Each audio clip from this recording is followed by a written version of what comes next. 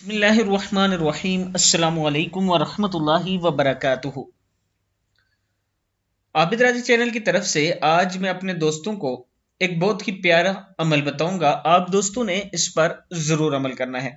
जो शख्स रोजाना इसमें मुबारक या रकीब को 7 बार पढ़े, अपनी बीवी बच्चों पर और अपने माल पर दम करे तो वो तमाम दुश्मनों और आफात से महफूज रहेगा। फिर सुन ले एक बार।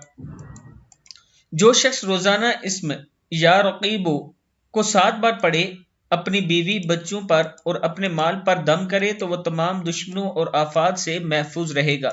या रकीबो अल्लाह ताला का नाम है, इसमें आजम है, और रसूलुल्लाह सल्लल्लाहु अलैहि वसल्लम ने फरमाया है कि इसमें आजम से अल्लाह ताला से मांगा करो, अल्लाह ताला जरूर अता करता है। आप दोस्तों ने इस पर जरूर अमल करना है और आगे जरूर शेयर करना है। अस्सलामु अलैकुम वरहमतुल्लाहि वबरकातुहू।